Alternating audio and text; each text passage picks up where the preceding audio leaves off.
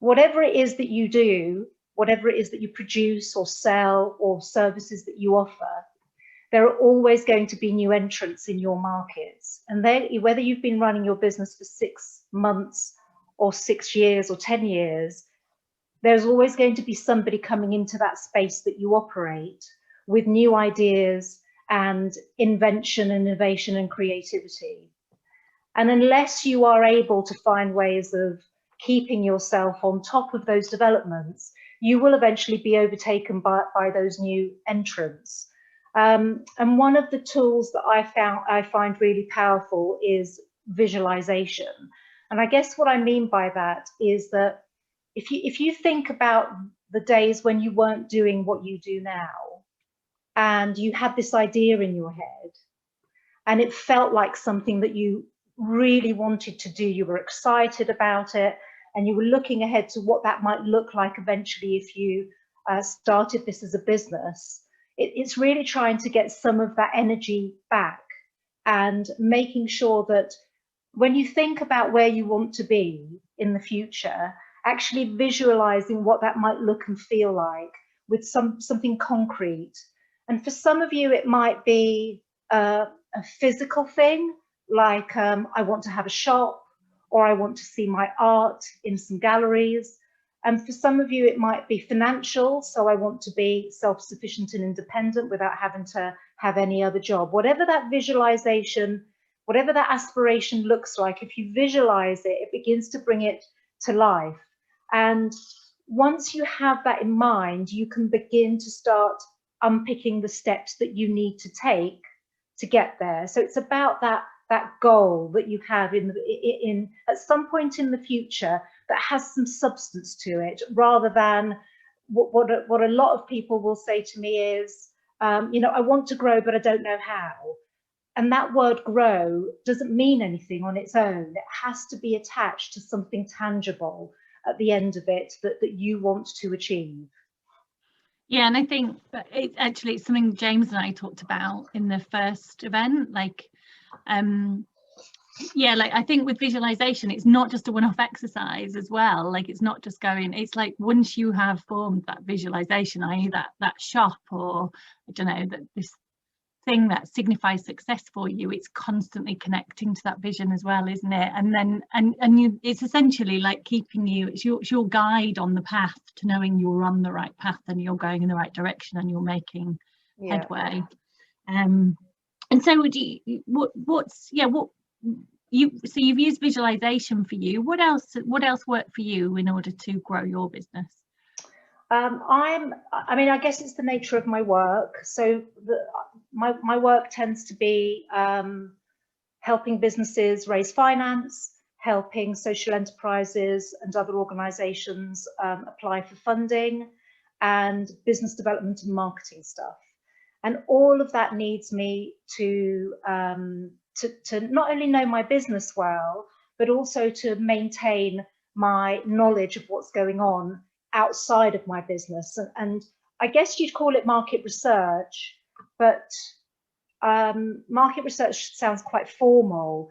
And I think if you can cultivate a personal discipline of, I use social media not just for promoting myself, but I use it for research. I use it to stay in touch with what's going on out in my clients' businesses and marketplaces, but also in my own. And so as a tool that can give you really good insight into how markets are developing, how people are thinking, and also what your competition is doing. So the competition can be quite inspirational at times, because whatever challenges you face and whatever goals you have, somebody's already been there, somebody's already doing it, somebody's already felt your pain and found the answers. And so by finding businesses that are a few steps ahead of you, that you really like, that you aspire to be like, that you respect, you know, brands that you look up to, and following their path. So I've got a client that I worked with some years ago called Scandyhoos, and she makes ceramics. And when I met her, she had 20,000 followers on Instagram, and she didn't know how she got there. She couldn't tell you how it came about, that she just happened to have that number of followers. I mean, it was incredible. She'd barely been in business for 6 months, but somehow she must have found something. And unless you look deep into those social media accounts, or when you look a little deeper in those social media accounts, you begin to see patterns of behavior, and you can begin to emulate some of that behavior and make it work for you as well. So I like social media as a research tool in particular. That's one of my favorites. Oh, interesting. Yeah, and I think for me, when I was like in the initial stages of building my business, I knew I needed something to give me a kick up the bum, really. So I signed up to a marketing course, which was like a long-term one. I think it might have been a 9-month one. Yeah, like it invigorated me, because like basically it just gave me the full breadth of marketing, which I came from an investment banking background, so I had no idea about it whatsoever. You know, we just basically did our job on a day-to-day basis. There's no sort of thought of connecting with people outside of your desk. But yeah, the course in the end wasn't that amazing for me, but you know, I just read the guy's book in the end, and that, you know, told me everything I needed to know. But the people I met on that course have been really instrumental.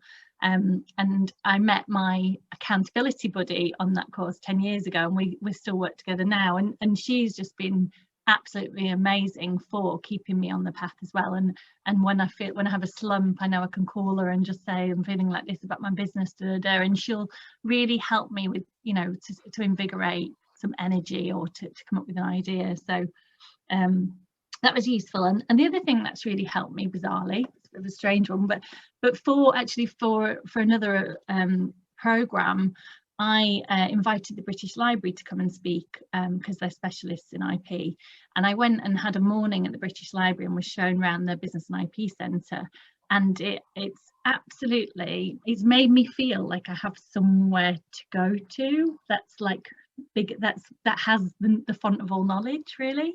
And it's so lovely in that the Business and IP Centre, and they've got so many books, obviously books on every aspect of business you can imagine.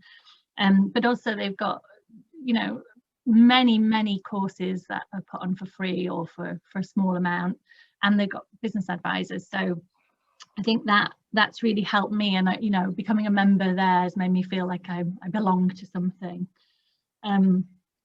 So that, I guess that's like business support, isn't it? And like, Olga, where else do you direct people to when they need some extra business support? I mean, you know, there's the thing about these things is you can get really sucked into just spending all of your time trying to follow and trying to find business support. So you've got to know what you need, really. I mean, my first port of call would always be the local authority, because they will have links with either their local enterprise agencies or even their own internal teams if they've invested in one, to be able to direct you. I also really like an organisation called Enterprise Nation. Mm-hmm. And during lockdown, Enterprise Nation has put out hours and hours of webinars for free, and they've been in half-hour snippets on every subject you can imagine, and I think they're probably still available. I mean, they have them available to be able to download them at a later date. Some of them have been fabulous. I sat in on one on just I guess the subject was reinvigorating your website. It was just half an hour. And there was another one on how to use social media, again, just half an hour. And they were really, really good to just give you a little bit of you know, just a few new ideas. Also, the Mayor's, I think it's called the London Business Hub. And although it's got primarily activity and support for established businesses that want to grow, they do quite a bit of work with a company called Newable, and again, they've got lots of resources online. They've launched a new it's like an interactive tool on their website to help you identify technology, for example, that could fit into your business. And that could be something from as simple as an accounting app to a very sophisticated manufacturing piece of technology. So it's really, really broad, but it's well worth signing up to their newsletters. They probably land in my inbox once every 2 weeks. They're not that regular, and a quick scan and you can see what's going on. So that's the London Business Hub. If you guys run social enterprises, you probably know about Unlimited. That's a really good source of information. And Social Enterprise UK also have a newsletter just to keep your fingers in what's going on at that higher level.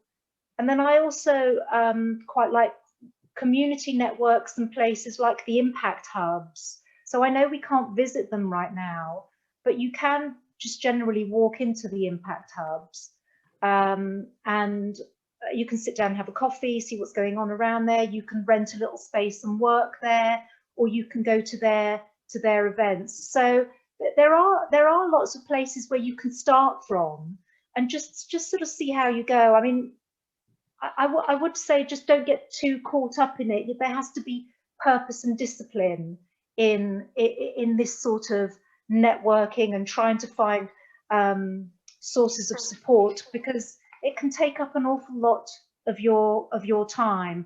And I try to limit, and if it's personal development as well. So, you know, think about a reasonable time that you think is sensible to invest in personal development and in networking and in learning. And if that's 3 hours a week, then it's 3 hours a week. If it's 3 hours a month, then just try and be disciplined about it, because otherwise you really can end up just signing up for everything. It cuts your day into little pieces and you end up not being productive. Yeah, no, I completely agree. But I see on the opposite side, like a lot of people don't actually do business development at all. just go about their business. So I think you're right. I think you need to decide, is it 20%, is it 10%, 20%, 30%, and schedule that time, and then make sure you are constantly using that time and I guess focusing on what you need next and pushing that. And then once you've completed that, what's the next thing? But you know, I guess as you've said, you know, we could all think our businesses need everything. So do you use any tools with your clients that can help them sort of identify what they need and whether that is finance? Yes, I like SWOT analyses and cash flow forecasting. Rani will know this. We've talked about it, haven't we, Rani? and it's not a fixed thing that I do, because some people just instinctively or are better prepared in terms of marketing or in terms of their finances. But I think if you're looking to grow and develop the business, then what do you want to first say what a SWOT analysis is, Nat? Yeah, so SWOT analysis is literally, you can take a sheet of paper, divide it into quarters, and then in the top left, right, strengths, and then the top right, weaknesses, and then in the bottom right, opportunities and threats. And it literally is that. It can take you 5 minutes to do, but they can be massively invaluable. And it's really just thinking about what are you great at, what are you not so great at, where is there something missing in your marketplace or whatever, where there is an opportunity, and who's coming up behind you. And actually, Carmel's just shared a link to, I think, a link to a video or a template, I think, that will tell you how to do it. I just think that, like, these two things, the SWOT analysis and the cash flow forecast, are things that are alive. They're not things that you do once and then hide them away, file them away. They are things that you come back to as your business evolves. So with the SWOT analysis, just to very quickly say this, the strengths and the weaknesses bit of the quadrant are internal to the business. So they're your strengths and your weaknesses, how you perceive yourself in terms of the resources that you have, the knowledge that you have, your place in the market. The opportunities and the threats are external. So what the opportunities tend to be things that are to do with the market. They are things that tend to do with the way economies are changing and society is changing. And the threats are exactly the same, that they are external to the business. So, for example, one of the opportunities that you might have faced at the beginning of lockdown was that whatever it is that you do, you could sell that online. And that was not an internal strength that you had. It was an opportunity to improve your website, to put your products and services online, and to do it that way. So what the SWOT analysis, I think, gives you a really good picture of, if it's done well, is where your strengths that you need to amplify and really boost, the weaknesses that you need to mitigate, and the opportunities that you need to look ahead to. You know, where is the room for growth? And the SWOT analysis should also give you some insight into your market and your competition. It should force you to look at your pricing compared to other products and services in the market.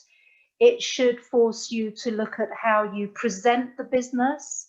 You know, whether or not every bit of investment that you make in your business is working as hard as it can, whether that's your packaging, your website, your social media, all of those resources, are you actually maxing them to the full in order to grow the business as much as you can within your current abilities? So that's the SWOT analysis. I really do like using them. And the cash flow forecast, I think, is important if you have growth aspirations. A cash flow forecast is a look ahead, usually 12 months, to how money is likely to move in and out of your bank account given any set of circumstances. So you might decide that you want to make an investment in something. It might be a shop, it might be a website, it might be a new product range to sell online. That's going to have implications for the money that you have available. So if you make a product and sell it, you can only grow sales if you also increase your stock taking, for example, and that has cash flow implications. So you map how money moves in and out of your bank account given a set of circumstances. And then it will show you at the end of it, every month, whether you're going to have money in the bank to cover that month's costs, or whether you're going to run out of money. And so it gives us an indication, and of course it's a forecast, so it's not an exact science, but it gives us an indication of whether or not we're going to need an injection of funding into our business in order to achieve a set of objectives that we have in mind over a given period of time. Yeah, and I think, and Gemma's just asked about if there's a template. So I think, Olga, you're going to give your template to Alice, aren't you? And if anyone wants one, just give Alice a shout, and she can distribute them. That's fab. Yeah, because it with the cash flow, it can help you really understand. You know, are you going to run out? You know, how are you going to run out of money before you actually sell anything, for instance, or are you going to run out of money before you start? You know, before you're actually able to get on top of the business, or when do you need some, I guess, a loan or an input? So when it comes to finance, I've got a bit of a reverb. Is someone, if someone could just, everyone check that they're on mute, that would be great. So when it comes to finance, like, what are people's options, Olga? Just, okay. I guess, just quickly, I don't want, obviously it's very in depth, but just yeah. So obviously the easiest thing is money that you have access to really quickly. So savings, or selling something, or renegotiating an overdraft, maybe. So, you know, that's the first port of call. The cash flow forecast will show you how much you need, and therefore the degree to which you can do it yourself very, very quickly and very easily. But then, of course, there's the traditional bank loan, and there are more modern ways of getting a business loan through companies like IWOCA and Capilona, and they're driven by tech. So, you know, it really is a case of just putting the numbers into their online application process, and it will give you a fairly quick answer. I think what you need to understand about loans is that it really is based on a financial equation, on an algorithm. How good is your credit rating? How affordable is the loan? You know, these things will always be considered above all else. It doesn't matter how good your business idea is. If your credit rating is shot to pieces, you're not going to get a loan of that nature, unfortunately. The British Business Bank has got quite a lot of good information about these sorts of things. So the British Business Bank is the place through which the government channels all of its loans, like the COVID loans, for example, that came out. They all get channeled through the British Business Bank in the first instance, who then farm it out to several organisations and financial institutions. So you'll be able to see a whole range of stuff on there. There's equity finance if you're willing to give away shares in your business or bring in business angels. And of course, there's crowdfunding as well, and peer-to-peer lending. So there are lots of different ways of getting what I would call business finance. It's much harder right now to get any kind of grant funding, simply because COVID has sucked all of the grant funding in a specific direction. So it's really narrowed the possibilities. I mean, they are still available, just harder to find. And is that because the grants are all about people getting back, you know, getting. It's all about recovery and resilience and health and equality and income disparities and health disparities. So it has, I think it's going to take a little while for us to see it go back to the point where there was quite a substantial pool of small grant funding for the creative sector. We haven't talked about trusts and foundations. Trusts and foundations tend to give money to not-for-profits. So if any of your activities are social enterprises and not-for-profits, then there are several trusts and foundations that specialise in the creative sector. What else was there? I was going to say there's also crowdfunding, obviously, which has obviously been very popular in the last few years. It's really exciting, crowdfunding. I mean, Kickstarter and the mayor's crowdfunding, I've got it written down somewhere because it always goes out of my head, that one. So you've got Space Hive, Crowdfunder and Kickstarter. Those three tend to be quite, they tend to be either social enterprise focused or community focused or small scale startup focused. And what you're usually doing is you're giving something away. It's the promise of something that you're giving away in return for somebody giving you money to achieve a specific thing that you want to do. So recently there was a crowdfunding campaign near me. I live in North London in Haringey, for a creative arts trail through the Parkland Walk. If anybody knows Alexandra Palace at all, we've got a lovely park, and the old Victorian railway track that was never made into a railway track takes you all the way from near me into Finsbury Park, and it's called the Parkland Walk.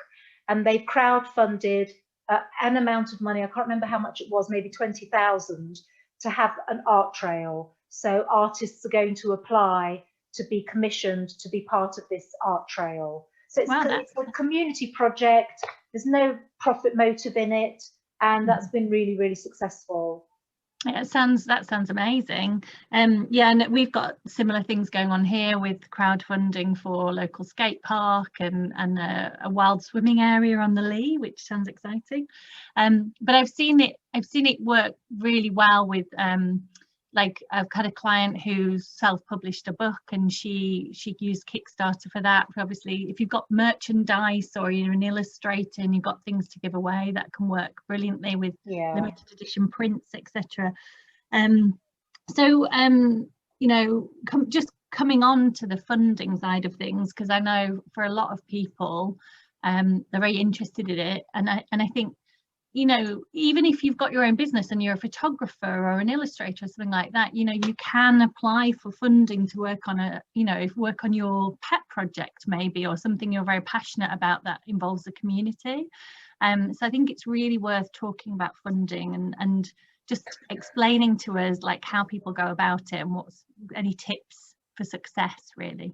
So you mean an application for funding as opposed to a bank loan? Yeah. Yes, for funding. Okay. Yeah, just for a grant or a local, you know, local community fund or something. So normally you'd be responding to some kind of call where an organisation says we're taking applications to be part of this project or this programme, and you can apply for £5,000 or something like that. So I think it's the first thing is to really understand what the grant or fund giver is trying to achieve with the funding. So putting yourself into their shoes. Someone's gone to the trouble of putting together an application pack, and in that application pack they must surely have some kind of scoring mechanism where when you put your submission through, they're going to score it against a set of criteria. And often they make that criteria really clear, but sometimes it can be a bit ambiguous. So you've really got to think about answering the question. I've seen so many grant applications where people talk about themselves and their venture and their business and their project, but don't actually answer the questions. So it's really important to give the information and the data in as succinct as way as possible that answers the question. I think the second thing that's really important is that the financials stack up. So if your enterprise has a turnover of 50,000, you can't really be asking for £100,000 grant, because it's incompatible with the size of the business that you are at the moment. So just think about the financial ratios. The third thing is, how do you bring your project to life? You'll have to do this probably first and foremost on paper. So really think about what it is about your venture, your business, your products, your services that make you different, make what you do really valuable in your space, and try and bring that to life. And if I were assessing an application, I'd go onto your social media feeds and your website, and I'd have a look at you online. So whatever it is you're saying on paper has to be backed up by how you present yourself online. And this matters whether you've got, you know, whether yours is a business selling jewelry for profit, or whether it's a dance or an art school. At the end of the day, I'm going to make my assessment on the value for money of your grant application or the products or services you sell by looking at several factors, and one of those things is going to be what your website looks like. And so it's really important that these things come together, and that the information that I need is very, very clear on any application that I make or that I read. So answering the question properly is probably the single most common mistake that I see. And making sure you're eligible. I know that they always get lots and lots of people applying who actually weren't even eligible in the first place. So really being careful about that criteria. Yeah. And I think you know, I know from as Hive, we've applied for funding before ourselves, and I know that getting that first funding can be like that foot in the door, can be the really most important, because once you've actually delivered something on funding and somebody knows you then for a period of time, they're more likely to give you more funding. So applying small, getting started, building that relationship, and then going back again is a good technique to use. And can I just add one more thing as well? If it is the first time you've done it, or you haven't been successful before, there will be organisations local to you that are successful and have done it. And I've never known to ask anybody for help and someone say no. So, you know, go and seek out somebody who's done it and is really good at it, and get them to help you. You know, local organisations and community organisations will help each other.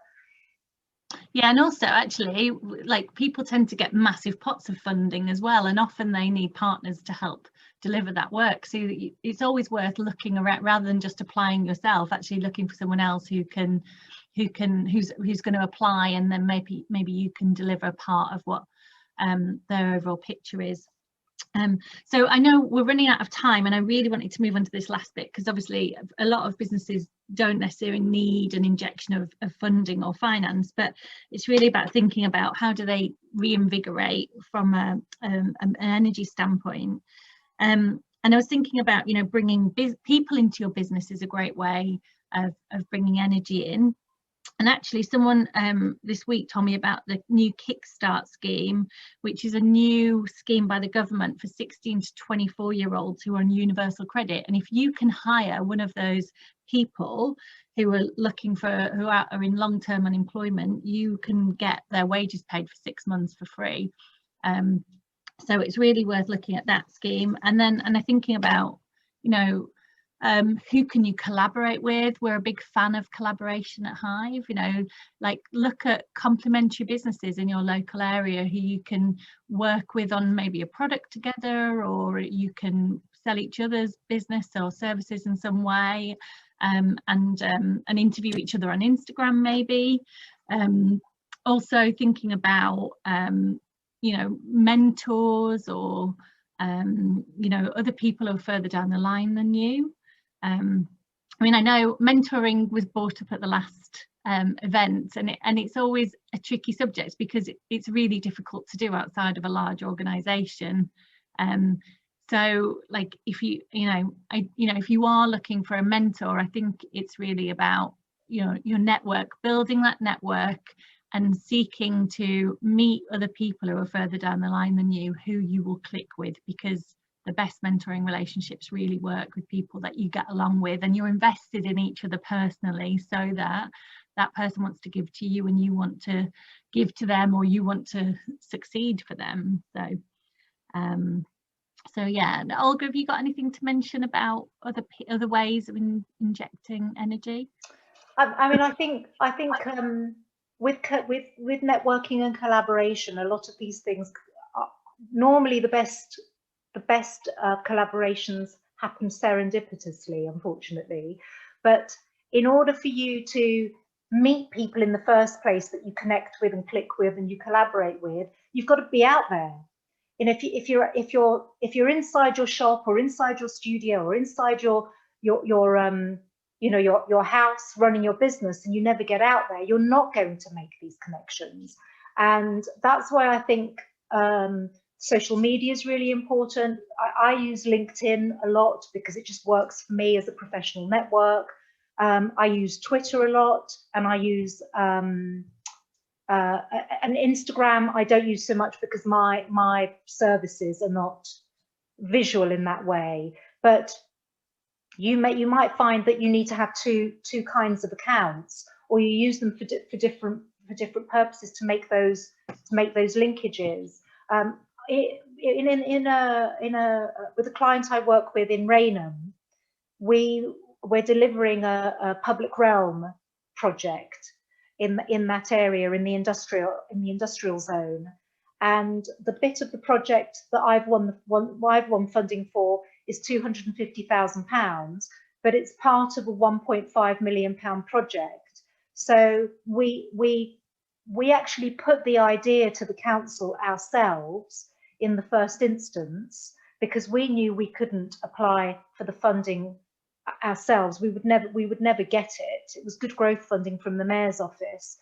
So we put the idea to the council, we put forward quite a robust proposal, and they were sufficiently interested in our idea to marry it up with something else they had in mind. And those two bits came together to create a bigger project. And we're the delivery partner for one small part of it. So, you know, sometimes you just have to be a bit ballsy and a bit proactive and creative and just approach people. I'm at the very start. I've been asked to join the board of a social enterprise that hasn't started yet, called Citizens Art Market, and it's been born out of an idea of getting artists together in a small market to sell their products and services, but it's something that has the ability to grow beyond just the one market that we've done already. And we've just dived straight in, contacting every community organisation that's based in high streets that we can find, because we know that where the money is going to flow next is into the high streets. Retail and high streets have died. That is where there's going to be a lot of public funding. If you look at the mayor's website, they've got a new, can't remember what it is, it's not called a resilience strategy, it's their recovery program, something like that. And there are, I think, 9 strands to that recovery process. And one of them is retail and high street. Health will be on there, the environment will be on there, equality will be on there. And, you know, those sorts of, that's high level strategy. But those of you that are working in this social community sector, you need to know what that high level strategy looks like, because then you know how the money's going to flow.